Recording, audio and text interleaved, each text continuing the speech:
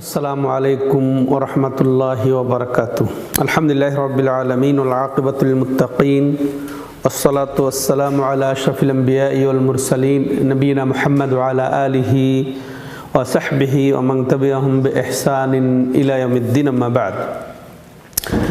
সম্মানিত দর্শক ও শ্রোতা মণ্ডলী, আল্লাহ রাব্বুল আলামিনের অশেষ মেহেরবানিতে আমরা রিয়াদস্থ দিরা ইসলামিক সেন্টারের মহিলা বিভাগ কর্তৃক আয়োজিত আজ 15 ফেব্রুয়ারি 2024 আমরা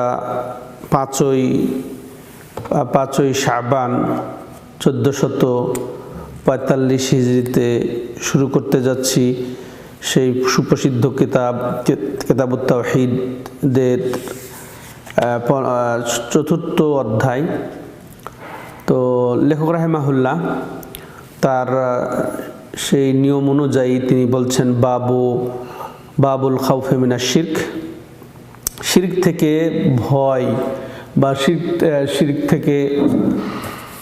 শিরক থেকে আমাদের ভয়ের যে অধ্যায় সেটা সম্পর্কে আমরা আজকে শুনব। তো শিরকের ভয়াবহতা ব্যাপক, তো এই নিয়ে তিনি অধ্যায় রচনা করেছেন। তো এটা আসলে আগের কিতাবুত তাওহীদের সাথে তো সম্পর্ক স্পষ্টই, যে আমরা যারা তাওহীদে বিশ্বাসী হলেই যে আমরা শিরক থেকে ভয় করব না, তা যেন না হয়, বরং শিরক বুঝতে হবে, শিরক থেকে আমাদেরকে বেঁচে থাকতে হবে, ভয় করতে হবে। এরপরে আমরা বুঝতে পারছি যে এর ধারাবাহিকতার সম্পর্ক কেমন। লেখক রাহিমাহুল্লাহ প্রথমে তাওহীদের পরিচয় তুলে ধরেছেন, তাওহীদের ব্যাখ্যা বুঝিয়েছেন পাঠকদের জন্য। এরপরে তিনি যেটা তুলে ধরেছেন যে তাওহীদের ফজিলত কি, তাওহীদের মর্যাদা কি, তাওহীদের সম্মান কি, তাওহীদের গুরুত্ব কি, সেটা তুলে ধরেছেন তৃতীয়তে অতএব এই তাওহীদ যে যথাযথভাবে বাস্তবায়ন করবে সে বিনা হিসাবে বিনা আযাবে জান্নাতে যাবে। চমৎকার কথা। তাহলে এর দ্বারা বোঝা যাচ্ছে যে তিনি তারপরে ফজিলত আলোচনা করেছেন। এখন অটোমেটিক তো তাহলে আমাদেরকে অবশ্যই এর সাথে সম্পৃক্ত এইটাই, যে এর সাথে সংযোগ হচ্ছে এটাই যে তাওহীদের বিপরীত কি সেটাও আমাদেরকে জানতে হবে। তাওহীদের বিপরীত জিনিস তো যেটা বলছিলাম যে এটা জরুরি দাবি হচ্ছে যে আমরা তাওহীদের যেটা বিপরীত সেটা জানবো, সেটা হচ্ছে শিরক। আর ওই সাধারণত আমরাও এটা জানি যে বিপরীত জিনিসটা জানার দ্বারা যেটা আমরা জানতে চাই তার ইয়েটা আরো স্পষ্ট হয়ে যায়, আরো ভালোভাবে জানা যায়। তুরাফুল আশিয়া আজদাদিহা, আরবিতে কথা আছে যে বিপরীতের মাধ্যমে জিনিসগুলা বেশি স্পষ্ট হয়ে যায়। অতএব আমরা যদি নিরাপত্তা যে কি জিনিস এটার যদি কদর বুঝি, এটার যদি মূল্যায়ন বুঝি, তাহলে অবশ্যই আমরা বুঝবো যে ভয়ে যদি পতিত হওয়া যায়, যদি বিপদে পতিত হওয়া যায়, তাহলে নিরাপত্তার গুরুত্ব, নিরাপত্তার যে মূল্য সেটা আমরা সহজে বুঝতে পারবো। সম্মানিত দর্শক ও শ্রোতা মণ্ডলী, অতএব আমরা তাওহীদের মূল্য তখনই বুঝবো যখন আমরা শিরক সম্পর্কে জানবো, শিরকের ভয়াবহতা বুঝবো। তাহলে কখনো তাওহীদবাদী যে হবে সে শিরক থেকে ভয় পাবে না এরকম নয়, বরং তাওহীদবাদীদের জন্যই শিরক থেকে বেঁচে থাকা যেমন জরুরি তেমন ভয় পাওয়াটাও জরুরি। এবং এমনকি আল্লাহ রাব্বুল আলামিন আমাদেরকে দোয়া শিক্ষা দিয়েছেন, রব্বানা লা তুযিগ কুলুবানা বাদা ইয হাদাইতানা, যে হে আমাদের রব, তুমি আমাদের অন্তরটাকে বাঁকা করে দিও না হেদায়েতের পরে। অবশ্যই আমাদের শিরক সম্পর্কে জানা অবশ্যই জরুরি। আর এটাও এলেম অর্জন, যে তাওহীদ সম্পর্কে প্রথম ফরজ। অতএব তাওহীদের বিপরীত, তাওহীদ কিসে নষ্ট হয়ে যায়, তাওহীদ ইসলাম থেকে মানুষ কিভাবে বের হয়ে যায়, ঈমানচ্যুত কিভাবে হয়ে যায়, সেটাও জানাও জরুরি। প্রায় কাছাকাছি, নহলে তাওহীদের উপরে থাকা যাবে না। সম্মানিত দর্শক ও শ্রোতা মণ্ডলী, এই তাওহীদের ভয়াবহতাকে লক্ষ্য করেই লেখক রাহিমাহুল্লাহ তার সুন্দর প্রখর মেধা, তার দ্বারা, তার প্রতিভা দ্বারা সুন্দরভাবে সাজিয়েছেন একটার পর একটা তাওহীদের পরিচয়, তাওহীদের গুরুত্ব, ফজিলত, তারপরে তাওহীদ যে প্রতিষ্ঠা করবে সে জান্নাতে যাবে বিনা হিসাব বিনা আযাবে। এরপরে তিনি তাওহীদের বিপরীত জিনিস শিরক সম্পর্কে তুলে ধরেছেন। তাই তিনি বলছেন যে এই অধ্যায় হলো শিরকের থেকে ভয় পাওয়া অধ্যায়, শিরকের ভয়াবহতার অধ্যায়। এরপরে তিনি তার রীতি অনুযায়ী আল্লাহর কালাম তুলে ধরেছেন, যে সূরা নিসার এই 48 নম্বর আয়াত, এখানে তিনি উল্লেখ করে বলছেন যে ইন্নাল্লাহা লা ইয়াগফিরু আন ইউশরাকা বিহি ওয়া ইয়াগফিরু মা দুনা যালিকা লিমান ইয়াশা, যে নিশ্চয়ই আল্লাহ রাব্বুল আলামিন ক্ষমা করেন না যে তার সাথে শিরিক করা হবে, সেটা সে ওলি হন, তারপরে নবী হন, এবং সে ফেরেশতা হন না কেন, বা কোনো কিছুই, তার সাথে কোনো কিছুকে শিরিক করা তিনি বরদাস্ত করবেন না, মেনে নেবেন না। ওয়াগফিরু মা দুনা যালিকা লিমান ইয়াশা, এই শিরিক ছাড়া অন্য যে কোনো জিনিস আল্লাহ রাব্বুল আলামিন চাইলে, এটা আল্লাহ চাইলে তার উপরে রহম করে, দয়া করে, তার উপরে চাইলে তাকে ক্ষমা করে দিতে পারেন। কিন্তু শিরকের গুনাহ আল্লাহ রাব্বুল আলামিন ক্ষমা করবেন না। তো এটা ভয়াবহতায় এখানে স্পষ্ট হয়ে গেছে যে আল্লাহ রাব্বুল আলামিন যে ব্যক্তি শিরকের উপরে মারা যাবে, অন্য কিছুর ইবাদত করতে করতে মারা যাবে, প্রতিমার ইবাদত করতে করতে মারা যাবে, দরগার ইবাদত করতে করতে মারা যাবে, তারপরে ওলির ইবাদত করতে করতে মারা যাবে, মৃত ব্যক্তির ইবাদত করতে করতে মারা যাবে। বলবেন যে মৃত ব্যক্তির ইবাদত কেমনি? বলে যে কবরে শায়িত যা ব্যক্তি ওলি নাম দিয়ে তার কাছে চাইলেও সেটা মৃত ব্যক্তির ইবাদত হয়ে যায়। তার কাছে আশা করলে, তার উপরে ভরসা করলে, তাকে ভয় পেলে, তার মহব্বত করলে, তার সন্তুষ্টির জন্য জবাই করলে, তার কাছে আশ্রয় চাইলে, তো এটা তার ইবাদত হয়ে যায়। তাহলে সে অবশ্যই কি হলো? এটা শিরক হলো। আর এই শিরকের গুনাহ আল্লাহ রাব্বুল আলামিন ক্ষমা করবেন না। আর এরপরে আমরা জানবো যে শিরকের অর্থ কি। শিরকের অর্থ এটা প্রত্যেকের জানা উচিত। সারফু শাইইন মিনাল ইবাদা লিগাইরিল্লাহ, যে ইবাদতের সামান্যতম অংশ আল্লাহ ছাড়া অন্যের জন্য নিবেদন করা, এটা বাস্তবায়ন করা, পুরা করা, এটাই হচ্ছে শিরক। মানে ইবাদতের কোনো অংশ, সরাসরি সালাত পড়া যেমন, তারপরে মনে করেন অন্যের কাছে প্রার্থনা করা, অর্থাৎ মৃত ব্যক্তির কাছে প্রার্থনা করা, মৃত ব্যক্তির কাছে আশা ভরসা করা, এটা ইবাদত। তো এই যে এটা আল্লাহর অংশ, তো এটা ইবাদত। এই ইবাদতের কোনো অংশ আল্লাহ ছাড়া অন্যের জন্য পালন করার নামই হচ্ছে কি? শিরিক। তাহলে এটা শিরক, তাহলে আমরা চিনলাম। তো এই শিরকে আল্লাহ রাব্বুল আলামিন ক্ষমা করবেন না, এটা আমাদেরকে স্পষ্ট বুঝতে হবে। তো তাহলে এই আয়াত দ্বারা আমরা কি বুঝলাম? যে অবশ্যই যিনি তাওহীদবাদী হবেন তিনি অবশ্যই শিরক চিনবেন, শিরক থেকে করবেন। যে এর থেকে আমরা যেটা বুঝলাম যে আল্লাহ রাব্বুল আলামিন শিরকের নিম্ন পর্যায়ের যদি গুনাহ হয় তাহলে তিনি অনুগ্রহ করে তার প্রতি ইহসান করে তাকে আল্লাহ রাব্বুল আলামিন ক্ষমা করে দিতে পারেন, কিন্তু শিরক আল্লাহ মাফ করবেন না। এই আয়াত দ্বারা এটাই পেলাম। তো শিরকের ভয়াবহতা আমরা জানলাম, শিরক থেকে ভয় পেতে হবে, এটাও আমরা বুঝলাম সম্মানিত দর্শক ও শ্রোতা মণ্ডলী। তো এই আয়াতের সাথে অধ্যায়ের সম্পর্ক স্পষ্ট, যে শিরক একটা বড় ফিতনা, শিরক একটা ভয়াবহ গুনাহ। তো এখানে পতিত হওয়া থেকে আমাদেরকে অবশ্যই ভয় পেতে হবে। তো সম্মানিত দর্শক বন্ধু শ্রোতা মণ্ডলী, এবার লেখক রাহিমাহুল্লাহ আরেকটি আয়াত এর দলিল অনুযায়ী পেশ করছেন যে ক্বালাল খলিল আলাইহিস সালাম। এখানে তিনি বলছেন খলিল আলাইহিস সালাম। খলিল বলতে কে? ইব্রাহিম আলাইহিস সালামকে আল্লাহ রাব্বুল আলামিন খলিল অভিহিত করেছেন। আর খলিলের অর্থ হচ্ছে যে মহাব্বতের টপ লেভেলকে খলিল বলা হয়। তো একের সর্বোচ্চ পর্যায়ের মহাব্বত, এটা খুল্লাতের মর্যাদা। এই মর্যাদা আল্লাহ দান করেছেন ইব্রাহিম আলাইহিস সালামকে, তারপরে আমাদের নবী সাল্লাল্লাহু আলাইহি ওয়াসাল্লামকে।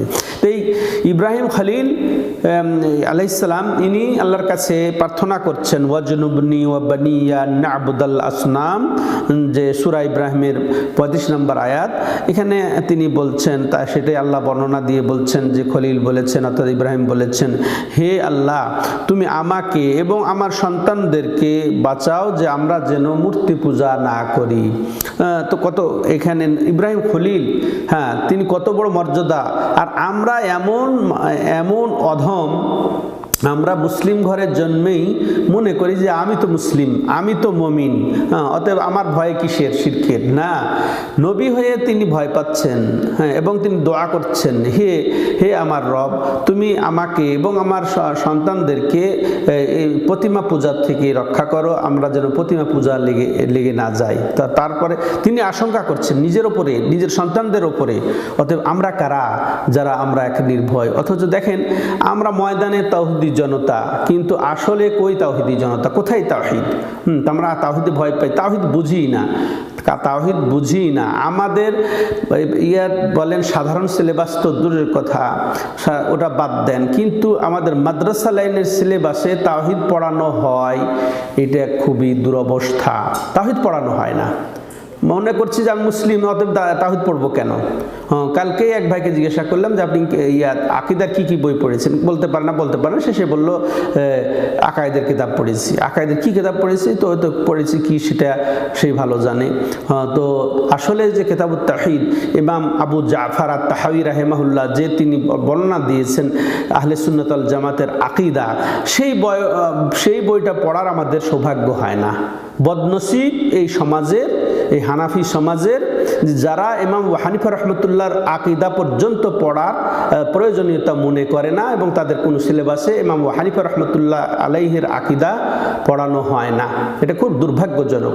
পড়ালেও খুব অল্প পরিসরে, আকীদা তাহাওয়িয়া যদিও পড়ানো হয় খুব অল্প পরিসরে, ওটা হয়তো বা কিসের জন্য, বরকতের জন্য। যেমন সহিহ বুখারী তারা পড়ে বরকতের জন্য, আমলের জন্য বোঝা যায় না। তেমনি ঠিক ইমাম আবু জাফর তাহাবি রাহিমাহুল্লাহর যে আকীদায়ে তাহাওয়িয়া, এটা ইমাম আবু হানিফা রাহমাতুল্লাহ আলাইহির এই আকীদা অনুযায়ী বর্ণনা করা হয়েছে আহলে সুন্নাত ওয়াল জামাতের আকীদা, সেটা তারা পড়ে না। পড়লেও তো বললাম সেই আকীদা তারা পোষণ করে না, তাদের থেকে অনেক দূরে। এই ইমাম আবু হানিফা রাহমাতুল্লাহ আলাইহির আকীদা যে ফিকহুল আকবারেও যে বর্ণনা এসেছে সেটাও তারা জানেও না।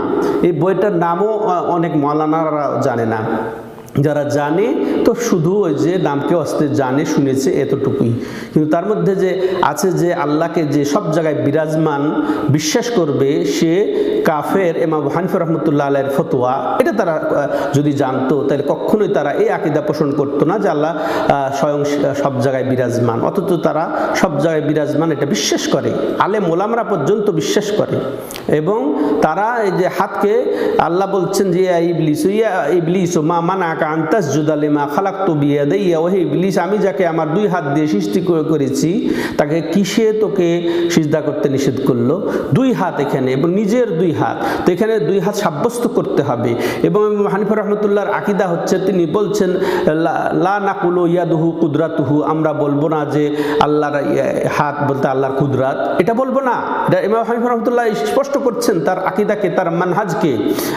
আহলে সুন্নাত ওয়াল জামাতের আকীদাকে, আহলে সুন্নাত ওয়াল জামাতের আকীদা হচ্ছে যে আল্লাহর হাত যেখানে আছে আল্লাহর হাতই বিশ্বাস করতে হবে, কিন্তু লাইসা কামিসলি শাই ওয়া হুয়া সামিউল বাসির, তার মতো কোনো কিছুই হতে পারে না।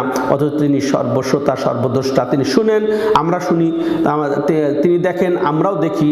কিন্তু লাইসা কামিসলি আগেই তিনি নাকচ করছেন যে তার সাথে কোনো সাদৃশ্য চলবে না, তার সাথে সৃষ্টির কোনো তুলনা চলবে না। অথচ যেগুলা বর্ণনা এসেছে তার ভাষায় এবং তার নবীর ভাষায়, সেগুলোকে অবশ্যই আমাদেরকে বিনা অপব্যাখ্যায়, বিনা সাদৃশ্য পোষণে, বিনা বিকৃত ঘটায় এবং একের বেকার করে দিয়ে, ব্যর্থ করে দিয়ে, অস্বীকার না করে, আমরা ওই ব্যর্থ না করে, অস্বীকার না করে আমাদেরকে ওইভাবে সাব্যস্ত করতে হবে। অথচ ইমাম হানিফা রাহমাতুল্লাহর আকীদা থেকে আমরা কত দূরে সরে থেকেও আমরা তাওহীদি জনতার আমরা বলি আওড়াই, আমরা গর্ব প্রকাশ করি না। স্বয়ং ইব্রাহিম খলিল ভয় পাচ্ছেন করছেন নিজের থেকে, নিজের সন্তানদের থেকে, যে আল্লাহ তুমি আমাদেরকে রক্ষা করো যে আমরা প্রতিমা পূজা। প্রতিমা বলা হয় যা কিছু বানানো হয় মাটি দিয়ে, পাথর দিয়ে, যা কিছু মানুষ আকৃতি হোক, জীব জানোয়ার আকৃতি হোক, যা কিছু বানানো হয় সেই প্রতিমা।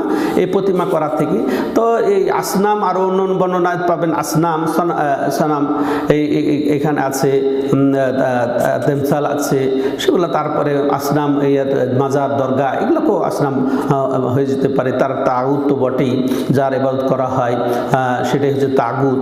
তো সম্মানিত দর্শক ও শ্রোতা মণ্ডলী থেকে আমরা এটাই বুঝলাম যে আমাদের অবশ্যই এই শিরক থেকে কঠিনভাবে ভয় পেতে হবে এবং শিরক থেকে দূরে থাকতে হবে।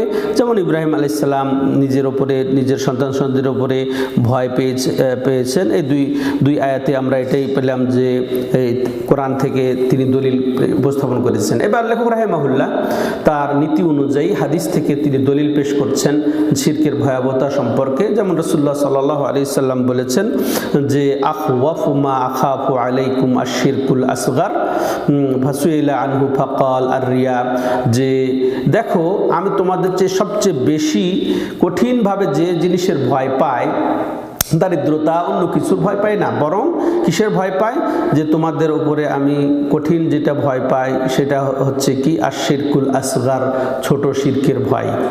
দেখেন আয়াত দ্বারা লেখক রাহিমাহুল্লাহ দলিল পেশ করলেন যে বড় শিরকের অর্থাৎ প্রতিমা, তারপরে শিরিক, আল্লাহর ইবাদতের মধ্যে যেটা অংশীদার পোষণ করা হয়, সেটা অলির নাম দিয়ে হোক, মৃত ব্যক্তির যে কোনো কারো সাথে আল্লাহর সাথে অংশীদার করা হোক, সেটা হচ্ছে বড় শিরিক।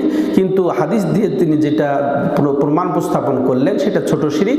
ছোট শিরিক হলো যেটা ওই পর্যায়ে ইবাদতের মধ্যে আল্লাহর সাথে শরিক করা না হলেও কিন্তু সমতা দাঁড় করিয়ে দেওয়া হয়, আল্লাহর সাথে সমতা দাঁড় করিয়ে দেওয়া হয়। যেমন যে তুমি এবং আল্লাহ যা চান তাই হয়, বা যে এইভাবে যে আল্লাহ ছাড়া অন্যের নামে কসম করা, এগুলা ছোট শিরকের অন্তর্ভুক্ত। তো এগুলা এর থেকে রাসূলুল্লাহ সাল্লাল্লাহু আলাইহি ওয়াসাল্লাম বলছেন সবচেয়ে আমি যে জিনিস থেকে ভয় পাই সেটা হচ্ছে ছোট শিরক। যখন তাকে জিজ্ঞাসা করা হলো ছোট শিরক কি, তখন তিনি বলছেন আর রিয়া অর্থাৎ লোক দেখানো। আর এই রিয়া সম্মানিত দর্শক ও শ্রোতা মণ্ডলী দুই ধরনের হয়। মুনাফিকের রিয়া যদি হয় এটা ভয়াবহ, ভিতরে সে কুফরি লালন করে দেখাবে ইসলাম, এটা হচ্ছে বড় কুফরি। আর যদি এমনি কথায় কথায় হয়ে যায়, এটা ভিতরে, এটা মুমিনের যদি রিয়া হয় সেটা ছোট শিরক হবে। সম্মানিত দর্শক ও শ্রোতা মণ্ডলী, ইনশাআল্লাহ পরবর্তীতে আমরা এই রিয়া সম্পর্কে বিস্তারিত বা ছোট শিরক সম্পর্কে আরও শুনবো। তো এই হাদিস দিয়ে তিনি যেটা এখানে প্রমাণ করতে চেয়েছেন যে আমাদেরকে অবশ্যই শিরক থেকে, ছোট হোক বড় হোক, সব ধরনের শিরক থেকে ভয় পেতে হবে। যেমন রাসূলুল্লাহ সাল্লাল্লাহু আলাইহি ওয়াসাল্লাম ভয় পেয়েছেন বড় শিরক থেকে, তেমনিভাবে ছোট রিয়া থেকেও তিনি ভয় পেয়েছেন। তো এই আর যেটা ভয় পাওয়ার অধ্যায় সেটা হচ্ছে কি, ছোট বড় সব ধরনের শিরক থেকে ভয় পাওয়ার এখানে বর্ণনা দিয়েছেন লেখক রাহিমাহুল্লাহ। এবার তিনি আরেক হাদিস পেশ করছেন, আন ইবনে মাসউদ রাদিয়াল্লাহু আন আব্দুল্লাহ ইবনে মাসউদ রাদিয়াল্লাহু তাআলা আনহু আন্না রাসূলুল্লাহ সাল্লাল্লাহু আলাইহি ওয়াসাল্লাম قال মান মাতা ওয়া ইয়াদউ লিল্লাহি নিদ্দান দাখালাল নার, রাওয়াহুল বুখারী। এবং বুখারী তার সহিহ বুখারীতে হাদিসটি বর্ণনা করছেন যে আব্দুল্লাহ ইবনে মাসউদ রাদিয়াল্লাহু তাআলা আনহু বর্ণনা করছেন যে রাসূলুল্লাহ সাল্লাল্লাহু আলাইহি ওয়াসাল্লাম বলেছেন মান মাতা ওয়া ইয়াদউ লিল্লাহ নিদ্দা দাখালান নার, যে ব্যক্তি মরার সময় আল্লাহকে বাদ দিয়ে অন্য কোনো কাউকে সমতা স্থির করলো বা সাদৃশ্যতা পোষণ করলো, সে কোথায় প্রবেশ করবে? দাখালান নার, সে জাহান্নামে প্রবেশ করবে, নাউযুবিল্লাহ। অর্থাৎ সে এমন অবস্থায় মরবে যে অন্য কাউকে আল্লাহর সাথে সমতা পোষণ করবে, বা সাদৃশ্য পোষণ করবে, তাহলে তার ঠিকানা জাহান্নাম হবে, নাউযুবিল্লাহ। তাহলে আল্লাহ ছাড়া অন্য কাউকে ডাকতে এই যে যেমন কালকে একটা ভিডিও দেখলাম, সে কিছু পরীক্ষার্থীদেরকে নিয়ে, পিসা হুজুর পরীক্ষার্থীদেরকে নিয়ে মাজার দরগায় গিয়ে মৃত ব্যক্তিকে ডাকছে, ও হে হে খাজা, হে গাউসুল আজম, হে মাঝ ভান্ডারি, এই যে আমি কিছু ছেলে নিয়ে আসছি, এদের কালকে পরীক্ষা, অতএব এরা যেন পরীক্ষায় ভালো করে, এদের ব্রেন খুলে দাও, এইভাবে তাকে ডাকছে, নাউযুবিল্লাহ। তাকে ডাকছে। এটা হচ্ছে তাজা শিরিক, যেটা কাফের মুশরিকদের প্রতিমা শিরিক। ঠিক এটার কোনো পার্থক্য নেই। মৃত ব্যক্তিকে এইভাবে সে ডেকে বলছে নাউযুবিল্লাহ, আল্লাহ হেদায়েত দিক এই জাতীয়, অথচ এই ময়দানে নামবে তাওহীদি জনতার ব্যানারে, নাউযুবিল্লাহ। তো বলছিলাম লেখক রাহিমাহুল্লাহ তৃতীয় বা চতুর্থ দলিল এটা পেশ করলেন এই শিরকের ভয়াবহতা সম্পর্কে। এটা ভয়াবহতা স্পষ্ট, যে আমরা এখানে দেখছি যে যে আল্লাহকে সমতা পোষণ করে বা সাদৃশ্য পোষণ করে মারা যাবে, হ্যাঁ, তাকে ডাকতে ডাকতে মারা যাবে আল্লাহ ছাড়া অন্য কাউকে, তাহলে তার ঠিকানা পরিণাম হচ্ছে জাহান্নাম। তাহলে এটা ভয়াবহতার চরম শিখরে। তো এখানে নিদ শব্দটা হাদিসে ব্যবহার হয়েছে। নিদের অর্থ হচ্ছে কি, যে নিদের অর্থ হচ্ছে শরীক, হ্যাঁ, বা অংশীদার পোষণ করা কোনো ইবাদতের ক্ষেত্রে। আর দ্বিতীয় হচ্ছে ছোট ছোট শিরক। যেমন কেউ কেউ বলল যে তুমি এবং আল্লাহ যা চাইবে তাই হবে, তা তুমি এবং আল্লাহ না হলে তো আমার এটা হইতোই না, এই ধরনের কেউ সমতা করলে যেটা ছোট শিরক, অত তার আকীদায় যেহেতু এই ধরনের বিশ্বাস নেই। সম্মানিত দর্শক ও শ্রোতামণ্ডলী, এবার আসেন এরপরে আরেকটা দলিল তিনি স্থাপন করেছেন এখানে। ইমাম মুসলিম তার সহিহ মুসলিম বর্ণনা করেছেন, জাবির রাদিয়াল্লাহু তাআলা আনহু আন্না রাসূলুল্লাহ সাল্লাল্লাহু আলাইহি ওয়াসাল্লাম ক্বাল মান লাকিয়াল্লাহা ওয়া হুয়া লা ইশরিক বিহি শাইআ দাখালাল জান্নাহ ওয়া মান লাকিয়াহু ইশরিক বিহি শাইআ দাখালান নার। যে আল্লাহর সাথে সাক্ষাৎ করলো অর্থাৎ মৃত্যুবরণ করলো এই অবস্থায়, ও লা ইশরিক বিহি শাইআ, যে কোনো কিছুকেই, না কোনো ব্যক্তিকে, না কোনো পাথরকে, না কোনো বৃক্ষকে, না কোনো ওলিকে যে শিরক না করে আল্লাহর সাথে যে মিলিত হতে পারলো অর্থাৎ মৃত্যুবরণ করতে পারলো, দাখালাল জান্নাহ, তার জন্য সুসংবাদ হচ্ছে কি হাদিসটি, যে সে জান্নাতে প্রবেশ করবে। ঠিক পক্ষান্তরে এর বিপরীতে যে ব্যক্তি ওমান লাকিয়াহু ইশরিক বিহি শাইআ দাখালান নার, যে এমন অবস্থায় আল্লাহর সাথে মিলিত হবে যে শিরক করছে, তাইলে কোনো কিছুকে, তাহলে দাখালান নার, সে জাহান্নামে প্রবেশ করবে। নাসালুল্লাহ সালামা ওয়াল আফিয়া। তাহলে এই হাদিসটাও স্পষ্ট লিঙ্ক রয়েছে যে এই অধ্যায়ের সাথে, সেটা আমরা বুঝতে পারলাম যে কঠোরতা পোষণ করা হয়েছে শিরক থেকে, এবং শিরক থেকে সতর্ক করা হয়েছে, যা আসলে কঠিন ভয়, শিরক থেকে কঠিন ভয় এটা দাবি করে। সম্মানিত দর্শক ও শ্রোতামণ্ডলী, তো এই দেখেন লেখক রাহিমাহুল্লাহ চমৎকার আকারে তিনি দুটি আয়াত স্থাপন করেছেন তার শিরোনামের দলিলে। সে প্রথম, তার দলিল হচ্ছে কি, শিরক থেকে ভয় পাওয়া, হ্যাঁ, এবং শিরক থেকে ভয় করা, এবং শিরকের ভয়াবহতা অনুভব করা এই সম্পর্কে। তো এই প্রথম যে আমাদেরকে অবশ্যই ভয় পেতে হবে, কারণ আল্লাহ রাব্বুল আলামিন শিরকের গুনাহকে ক্ষমা করেন না। এটা তাহলে ভয়েরই বিষয় হলো। দ্বিতীয়ত ইব্রাহিম আলাইহিস সালামের দোয়া তিনি বর্ণনা দিচ্ছেন যে হে আল্লাহ, তুমি আমাকে এবং আমার সন্তানদেরকে প্রতিমা পূজা থেকে, আমরা যে মূর্তি পূজা করব এর থেকে তুমি রক্ষা করো, হ্যাঁ, আমাকে দূরে রাখো, হ্যাঁ, আমাকে দূরে রাখো। তাই তাহলে এটাও ভয়, তিনি ইব্রাহিম আলাইহিস সালাম ভয় পেয়েছেন, আমাদেরকেও ভয় পেতে হবে। এরপরে তিনি প্রায় 3টি হাদিস স্থাপন করেছেন। প্রথম, যে সবচেয়ে আমি তোমাদের জন্য যে জিনিসটা ভয় পাই সেটা হচ্ছে ছোট শিরক। ছোট শিরক সম্পর্কে জিজ্ঞাসা করা হলে তিনি বললেন যে এটা হচ্ছে দেখানো আমল। তো দেখানো আমল যদি একান্তই হয়, যেটা মুনাফেকের দেখানো সেটা অবশ্যই কুফরি, আর যেটা মুমিনের যদি দেখানো রিয়া হয় সেটা ছোট শিরকে থাকবে। তখন সম্মানিত দর্শক ও শ্রোতামণ্ডলী, এটাও থেকে ভয় করতে হবে। তাহলে এক কথায় ছোট বড় সব ধরনের শিরক থেকে ভয় পেতে হবে আমাদেরকে। তেমনইভাবে শেষ আমরা যেটা আরেকটা হাদিস পেলাম, যে ব্যক্তি আল্লাহকে ডাকা বাদ দিয়ে অন্য কাউকে, মৃত ব্যক্তিকে ডাকা অবস্থায় মারা যাবে, কোনো অলিকে, কোনো মৃত ব্যক্তিকে, কোনো অনুপস্থিত সত্তাকে ডাকা অবস্থায় মারা যাবে, অর্থাৎ তার কাছে চাওয়া, তার কাছে প্রার্থনা করা, তার কাছে ফরিয়াদ করা, তার কাছে সাহায্য চাওয়া অবস্থায় যে মারা যাবে, সে জাহান্নামে প্রবেশ করবে। এটাও ভয়াবহ ভয়াবহতা, যে জাহান্নাম তার ঠিকানা, যে শিরক করবে। তেমনইভাবে আর একটি লাস্ট হাদিস যেটা আমরা এখানে স্থাপন করলাম, যে ব্যক্তি যা এমন অবস্থায় আল্লাহর সাথে মিলিত হবে যে সে শিরক করবে না, সে মাশাআল্লাহ জান্নাতে যাবেন, আর যে শিরক করা অবস্থায় মারা যাবে সে জাহান্নামে যাবে, নাউযুবিল্লাহ। তো আল্লাহর কাছে দোয়া, আল্লাহ রাব্বুল আলামিন আমাদেরকে সব ধরনের শিরক থেকে রক্ষা করেন, ছোট হোক বড় হোক। আল্লাহ রাব্বুল আলামিন আমাদেরকে ক্ষমা করেন, আল্লাহ আমাদেরকে সুস্বাস্থ্য দান করেন, সমস্ত মুসলমানদেরকে যথাযথভাবে তাওহীদ বুঝে তার বিপরীত শিরকেও চেনার তৌফিক দান করেন। হাদা হুয়া সাল্লাল্লাহু আলা নবিনা মুহাম্মদ ওয়া আলা আলিহি ওয়া সাহবিহি আজমাইন। সুবহানাকাল্লাহুম্মা বিহামদিকা আশহাদু আল্লা ইলাহা ইল্লা আনতা আস্তাগফিরুকা ওয়া আতুবু ইলাইক।